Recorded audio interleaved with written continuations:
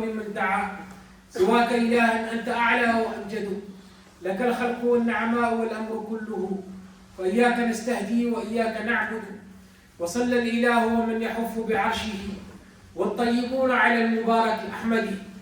أما بعد فقد قال مولانا عز من قائل: الله الذي خلقكم ثم رزقكم ثم يميتكم ثم يحييكم هل من شركائكم من يفعل من ذلكم من شيء سبحانه وتعالى عما يشركون.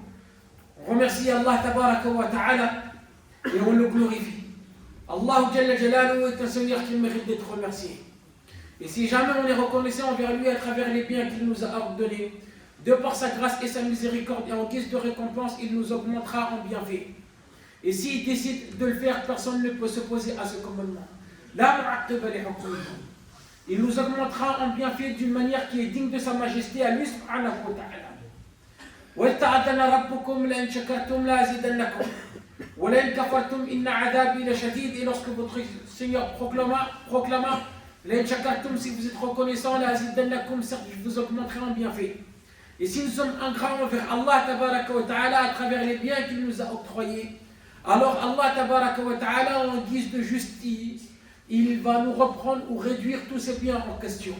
Et s'il décide de le faire, personne ne peut s'opposer à ce commandement. La mu'aqqiba li hukmihi.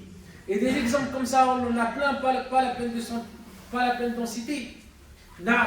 À lui appartient ce qu'il a donné, et à lui appartient ce qu'il a repris, Jalla Jalaluhu. Personne ne peut lui demander de rendre des comptes. La mu'aqqiba la yus'alu amma yaf'al wa hum yus'alun. Allah Jalla Jalaluhu est un Seigneur qui mérite d'être aimé. وَالَّذِينَ آمَنُوا أَشَدُّ حُبًّا لِلَّهِ. Ceux qui ont cru sont les plus ardents dans l'amour d'Allah. Allah est un Seigneur qui mérite d'être craint. يَا أَيُّهَا الَّذِينَ آمَنُوا اتَّقُوا اللَّهَ حَقَّ تُقَاتِهِ وَلَا تَمُوتُنَّ إِلَّا وَأَنْتُمْ مُسْلِمُونَ. Ô vous qui avez cru qu'Allah comme il doit être craint. وَلَا تَمُوتُنَّ إِلَّا وَأَنْتُمْ مُسْلِمُونَ. Et nous mourrons en étant pleinement soumis à Allah. Parce que Allah est un Seigneur envers lequel nous devons nous soumettre de bon gré. وَأَنِيبُوا إِلَىٰ رَبِّكُمْ وَأَسْلِمُوا لَهُ. Allah est un Seigneur qui mérite d'être estimé à sa juste valeur. وَمَا قَدَرُوا اللَّهَ حَقَّ قَدْرِهِ. Lorsqu'Allah dit cela, il parle de qui? Il parle à qui? Et il fait référence à quelle catégorie de personnes? Ils n'ont pas estimé Allah à sa juste valeur. Allah n'est pas un Seigneur à désobéir. Allah n'est pas un Seigneur à mettre en colère. فَلَمَّا آسَفُونَ انتَقَمْنَا مِنْهُمْ. Allah n'est pas un Seigneur à mettre au défi. Inna Allah la yukhtabar. Mais étant donné que nous n'avons pas l'élément essentiel et l'état de nos cœurs est dans un état pitoyable, fait qu'on n'arrive pas à connaître et à savoir qui est Allah Jalla Jalaluhu. Encore moins l'aimer, encore moins l'estimer, encore moins se soumettre à lui subhanahu wa ta'ala, et encore moins avoir la certitude en lui. Là, parce que pour pouvoir l'aimer, pour pouvoir l'estimer à sa juste valeur, se soumettre à lui, il va falloir connaître qui il est. Viens nous dire qui est Allah en fonction de la connaissance que tu as de lui. Viens nous dire qui est Allah en fonction de l'amour que tu portes envers lui. Viens nous dire qui est Allah en fonction de l'estime que tu as de lui. Là, être pieux envers lui signifie de faire ce qu'il t'a ordonné de faire comme il l'a légiféré de manière convenable, et de délaisser ce qu'il t'a interdit de faire en Allah pour Allah comme il l'a légiféré de manière convenable. Se soumettre à lui en délaissant ce qu'il nous plaît à nous. Je délaisse ce que je désire pour accomplir ce que Allah désire. Je délaisse mon souhait pour accomplir la volonté d'Allah Jalla Jalaluhu. Dans cela il y a la réussite. Et personne d'entre nous n'est obligé à le faire. Allah n'oblige personne d'entre nous de se soumettre à lui. Allah ne contraint personne ni que ce soit de croire en lui. Allah ne contraint qui que ce soit ni personne de l'adorer. Allah nous a créés pour un but bien précis et il nous l'a rendu explicite. Et ensuite, il a détaillé tout ce qui doit être détaillé. Rien n'a été délaissé. Et ensuite, il nous a donné la liberté du choix. Faites ce que vous voulez. Allah, il nous a créé, il nous a montré les deux voies. Et ensuite, il a inspiré nos âmes sa piété, son immoralité. فَأَلْهَمَهَا فُجُورَهَا وَتَقْوَاهَا. Il nous a envoyé des messagers. ثُمَّ أَرْسَلْنَا رُسُلَنَا تَتْرَى. Et ensuite, il a descendu des livres. Tout cela pour rendre tout explicite. Wallah, personne d'entre nous n'aura un argument contre Allah yawm al-qiyamah. Et après tout cela, il nous donne le choix. La ikraha fi-d-din. Nulle contrainte dans la religion. Chacun va devoir adhérer à cette religion de son propre gré. Et celui qui accepte de le faire, c'est accepter de se soumettre à des règles et à des lois qui ne sont ni dictées ni par moi, ni par toi, ni par la société, mais qui sont dictées par Allah Jalla Jalaluhu. Donc si tu décides d'adhérer à cette religion, tu décides d'appliquer ces règles divines qui parfois vont aller à l'encontre de ce que toi tu désires. Maintenant, qu'est-ce que je fais? Il y a une certaine ligne de conduite que je suis obligé d'emprunter. Il y a un certain comportement que je dois adopter. Il y a un certain état d'esprit que je dois adopter également. Parce que je me dis musulman et parce que j'ai choisi d'adhérer à la religion qu'Allah a légiférée. Inna dina indallahi l'islam. Maintenant, si je décide de faire autre chose, c'est mon choix. Quiconque veut y croire, qu'il y croit. Et quiconque veut me croire, qu'il me croit. Faites ce que vous voulez. C'est pas moi qui le dis, c'est Allah Jalla Jalaluhu. Faites ce que vous voulez, certes, il est clairvoyant sur ce que vous faites. Mais attention, il va falloir que je n'oublie pas que je vais devoir assumer la responsabilité et les conséquences de mon choix et de mes choix. Les choix que j'ai choisi de faire, le chemin que j'ai choisi d'emprunter, je vais devoir assumer la conséquence de tout cela. Où est-ce que le bien réside? Où est-ce que le bonheur réside? Où est-ce que la réussite, elle réside en réalité? Allah nous a créé, il a créé cette vie. C'est Allah qui a créé le bien et le mal. Allah, il a créé la perte et la réussite. Et il sait exactement où est l'issue de sortie. Il sait exactement où est la réussite, où est le bonheur, la tranquillité, la quiétude, l'apaisement. Et il a mis tout cela dans dit. L'accomplissement des commandements d'Allah de manière convenable et légiférée, tout en suivant le prophète sallallahu alayhi wa sallam. Celui qui se donne à cela, alors il sera amené à vivre une vie agréable. Man amila salihan min dhikrin aw untha wa huwa mu'min falanuhyiyannahu hayatan tayyiba. C'est une promesse venant d'Allah. Quiconque agit en bien, homme ou femme, tout en étant croyant, falanuhyiyannahu hayatan tayyiba. Nous allons certes lui donner une vie agréable. Non. Et ça c'est fait dunya. Et fil akhirah, Allah va le compter parmi les pieux, Allah va le compter parmi les bonnes personnes. Il aura réussi fil dunya et il aura réussi fil akhirah. Quelles que soient les conditions de vie, quelles que soient ses conditions de vie, quels que soient les biens matériels qu'il possède, quelle que soit sa lignée, quelle que soit sa couleur. Shirk al-wahid, c'est de croire en Allah et de pratiquer cette foi à travers les bonnes actions de manière légiférée et convenable. Cette personne sera tranquille parce que la mise en pratique de cette foi à travers les bonnes actions va faire revivre son cœur. Et cette personne va vivre avec un cœur vivant. Et un cœur vivant est un cœur tranquille. Un cœur vivant est un cœur apaisé. Un cœur vivant est un cœur qui est bénéfique pour la personne. Un cœur vivant est un cœur qui réforme la personne. Là, et cette personne ne pourra pas être comme celui qui a fait comme celle qui a fait le choix d'aller à l'encontre de cela. أَوَمَنْ كَانَ مَيْتًا فَأَحْيَيْنَاهُ وَجَعَلْنَا لَهُ نُورًا يَمْشِي بِهِ فِي النَّاسِ كَمَنْ مَثَلُهُ فِي الظُّلُمَاتِ لَيْسَ بِخَارِجٍ مِنْهَا. Et aujourd'hui, quel est l'état de la Ummah et quel est le choix que la Ummah Muhammadiyya a choisi de faire? Pourtant, Allah nous a guidés vers cet islam.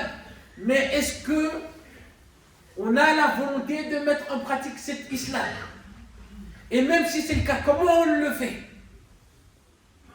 Parce que même si je dis, ok, je vais agir, si j'agis d'une manière qui est propre et qui est dictée, et qui est bridée par mes passions et mes désirs, je me noie. je me dirige tout de suite vers ma perdition. Là, et je ne pourrais pas dire derrière, oui, mais pourtant je pratique l'islam, mais derrière, catastrophe. Donc le problème, il réside dans quoi? Où est-ce que le problème réside? Dans la législation de l'islam ou de mon rapport que j'ai avec cette législation et la mise en pratique de ce que j'ai de cet islam? Et aujourd'hui, c'est inquiétant. Parce qu'on adore Allah de manière marginale.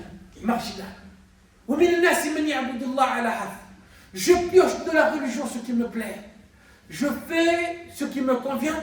Et lorsqu'il y aura quelque chose qui va aller à l'encontre de ce que moi j'aime, de ce que mon nafs désire, je vais le mettre de côté. Et je vais mettre ça dans une zone interdite. Ça veut dire que personne n'aura l'audace. Et personne n'aura le droit de venir et de me parler de cette chose-là. Et si c'est le cas, je réplique, je repousse, je refoule, je combats, acharné. Et après, derrière, je me crée des excuses en me disant, mais pourquoi tu me juges? Mais c'est Allah. Non, mais il ne s'agit pas de ça, Sahabi. Il ne s'agit pas de ça. La personne qui vient me voir pour me prescrire le mal, pour me prescrire le bien, pour m'enjoindre, pour m'exhorter, pour me rappeler, pour me montrer mes défauts, elle est en train d'accomplir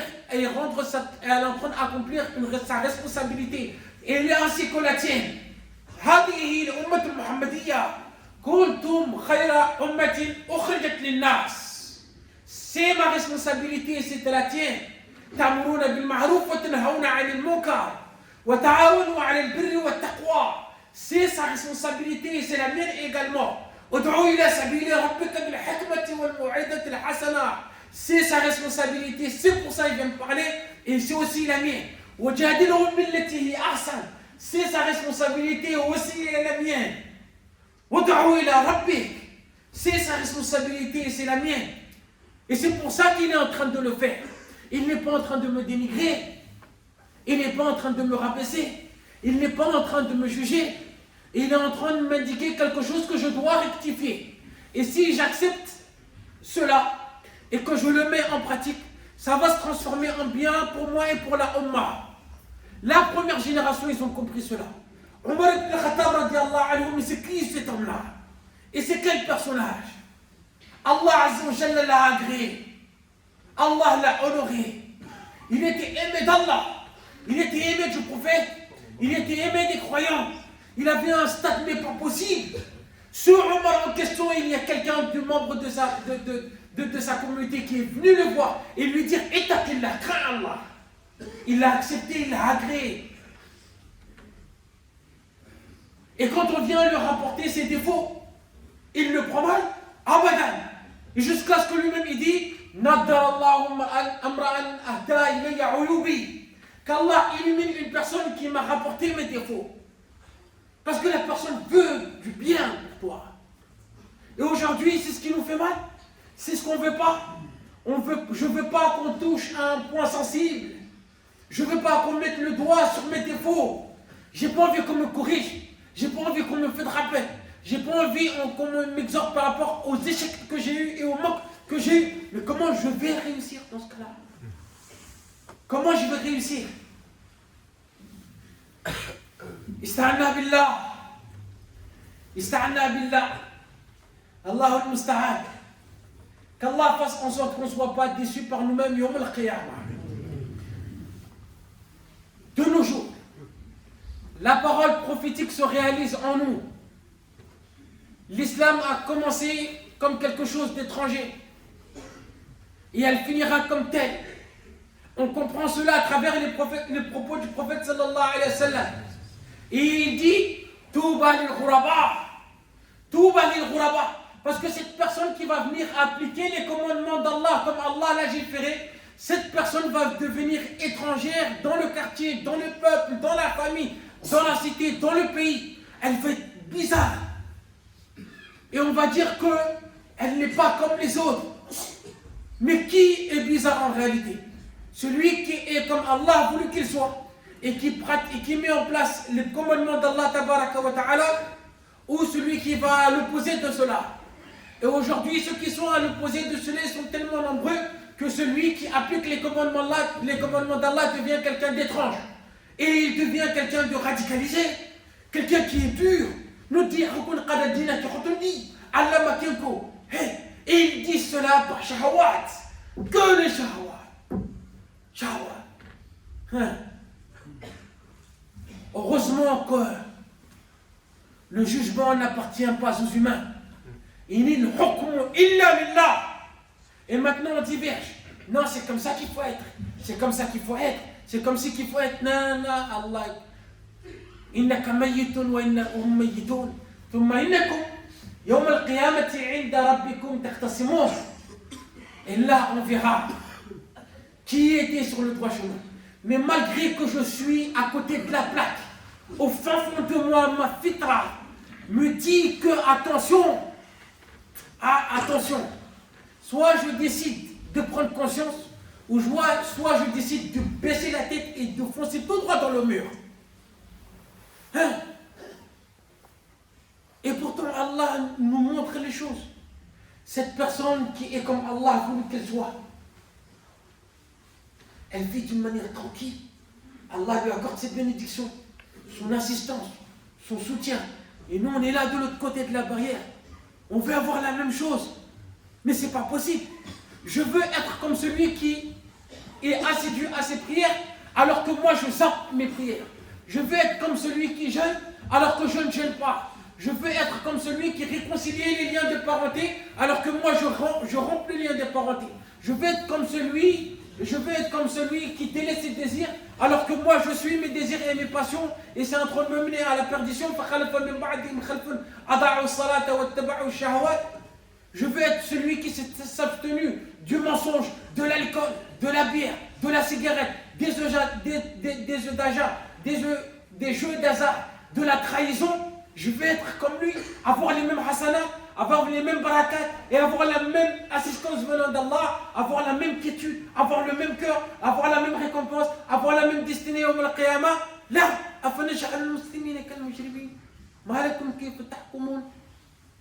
mais c'est impossible. Je veux vivre comme lui, je veux mourir comme lui, être ressuscité comme lui.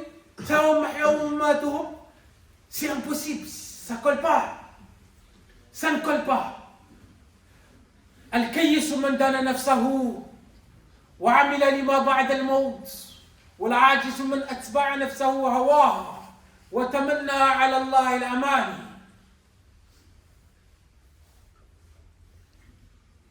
Qu'Allah fasse en sorte qu'on soit à la hauteur de ce titre qui est l'islam. C'est pas juste un nom qu'on porte, c'est pas juste une étiquette qu'on colle, c'est un mode de vie, c'est une identité. C'est un état d'esprit, c'est un comportement, et ça doit se manifester dans tous les aspects de ma vie. في عبادتي ومعاملتي ومعاشرتي وأخلاقي وعقيدتي. Ça doit se manifester dans ma doctrine, dans ma pratique de la religion, dans mon comportement, dans mes transactions, dans mes relations. Non. Pourquoi on est là? Pourquoi on vit? Et après cette vie, est-ce qu'il y aura quelque chose? Et si jamais il y a quelque chose et il y aura quelque chose, alors qu'en est-il de celui qui va arriver là-bas en n'étant pas prêt? Il n'est pas prêt, il n'a rien préparé. Hey, Allah, Allah, Allah, Allah, Allah, comment il va faire? Comment je vais faire? Qu'est-ce que je vais dire? Comment je vais comparaître devant Allah Jalla Jalaluhu? Hey, il y a un prix à payer. Il y a des sacrifices à faire. Il y a des compromis à faire. Est-ce qu'on est prêt ou pas? Allahu a'lam. Allah al-kullu adra bi nafsihi min ghayrihi wallahu a'lamu bina min anfusina. أقول ما تسمعون واستغفر الله لي ولكم ولسائر المسلمين فاستغفروا إنه كان غفورا رحيما رب اغفر وارحم وأنت خير الراحمين.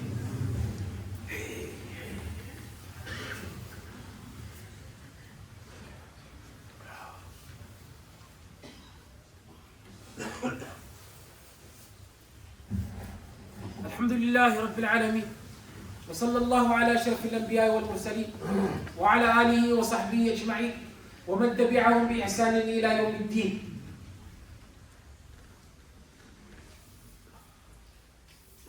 Tout revient à l'histoire de l'état de notre cœur. Combien de rappels on m'a fait? Combien de fois on m'a exhorté? Combien de conseils on m'a donné? Combien de fois les choses m'ont été exposées? Combien de fois on m'a accompagné? Mais avec tout cela, ça ne va pas. Parce que le cœur qui est censé, mon cœur qui est censé écouter, n'entend plus. Mon cœur qui est censé voir, ne voit plus.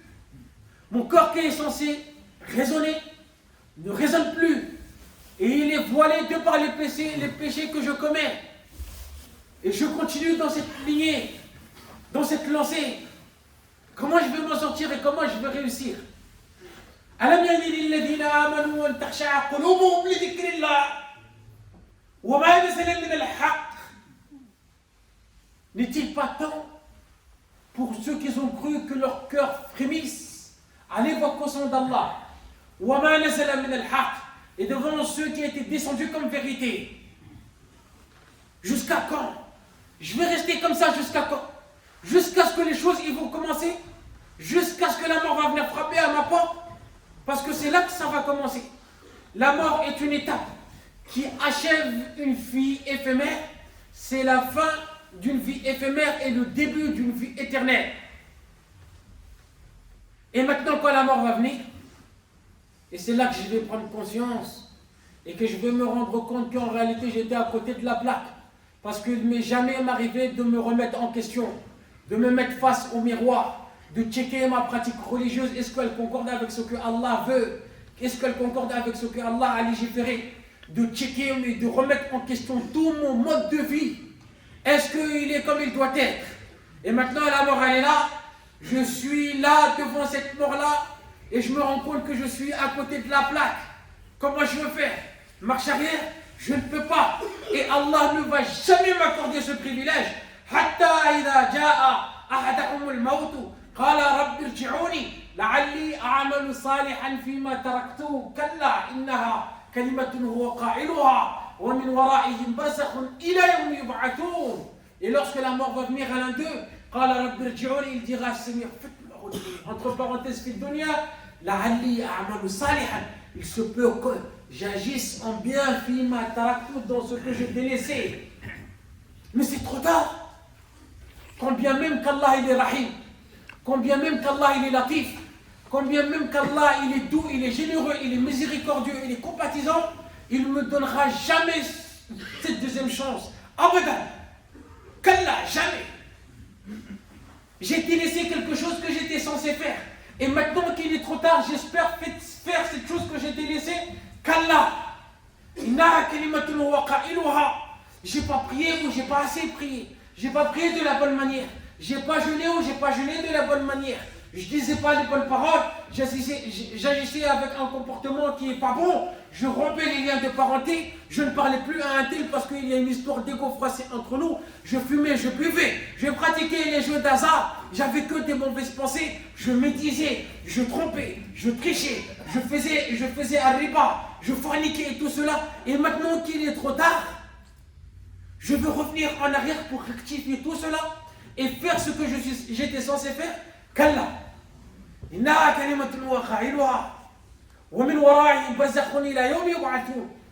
le jour de la résurrection, je vais comparaître devant Allah, rabaissé, humilié, tête baissée, en tant que criminel. Parce que c'est un crime de ne pas être comme Allah a voulu que je sois. C'était un crime de ne pas répondre à mes responsabilités. C'était un crime de ne pas répondre à mon engagement vis-à-vis d'Allah Jalla Jalaluhu.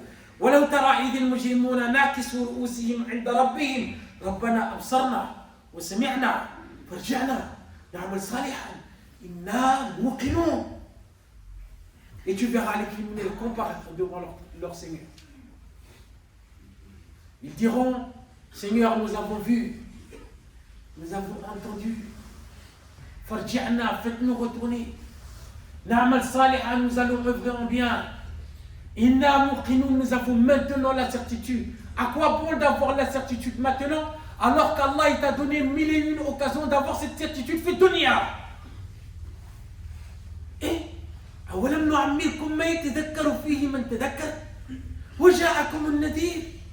On ne vous a pas donné une vie assez longue pour que celui qui réfléchisse.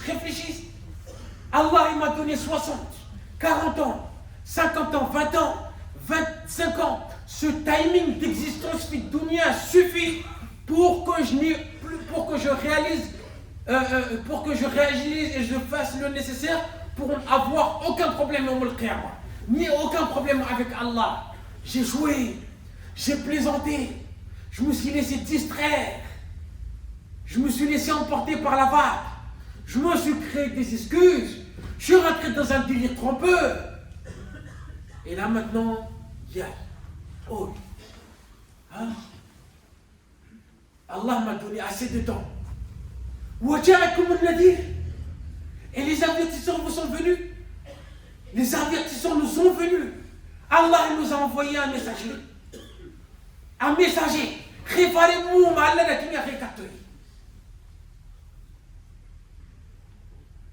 Et j'ai pris connaissance. J'ai entendu, j'ai compris. Et je savais. Mais je ne l'ai pas fait. Maintenant, qu'est-ce que je veux dire?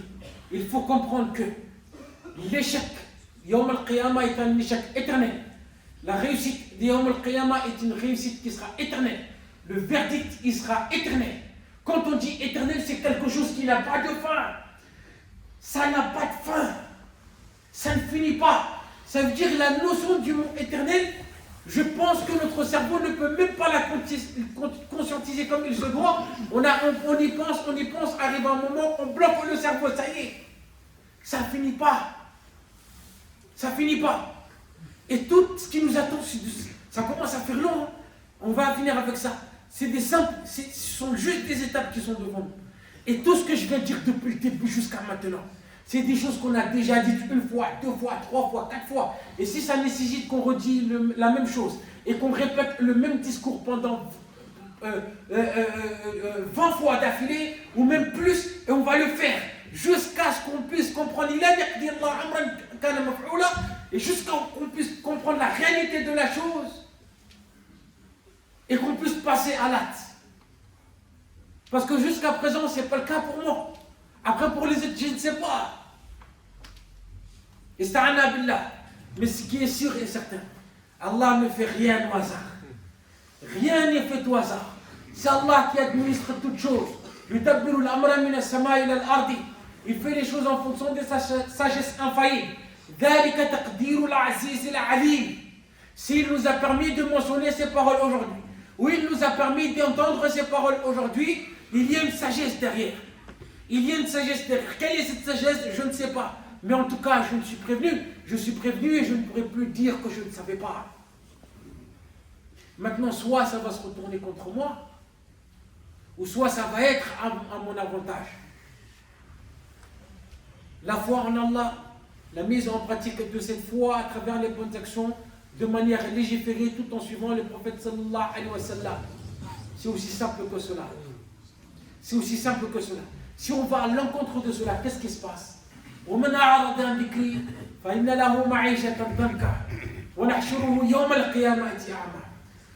Celui qui investit fi dunya, d'une certaine manière, ça va impacter l'investissement qu'il doit faire pour son akhira.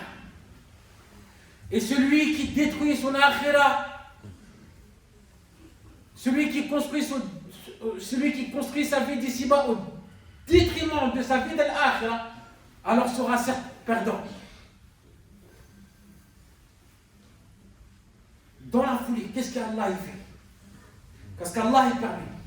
Celui qui est fixé sur la construction de son akhira, la réussite dans son akhira, dans la foulée, Allah il va rendre ta vie, il va te faire vivre de manière agréable. Et celui qui pense que à cette dunya, au détriment de son akhira, dans la foulée, Allah ne va même pas te permettre de vivre de manière convenable.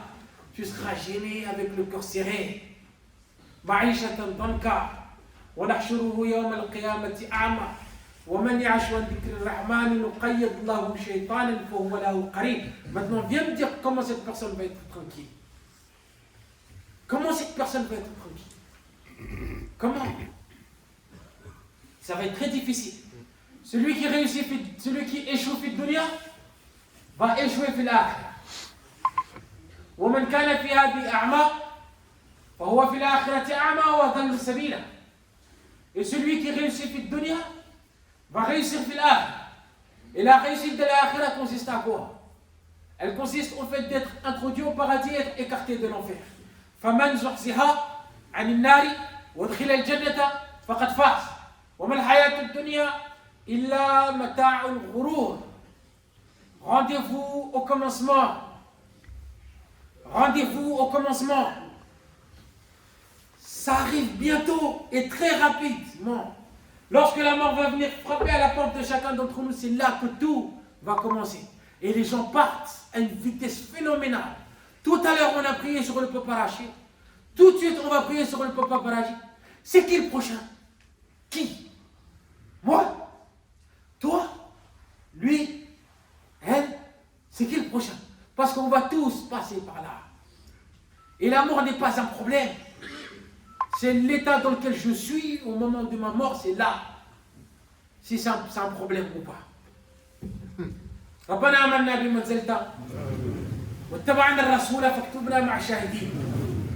ربنا آمنا فاغفر لنا وارحمنا وأنت خير الراحمين.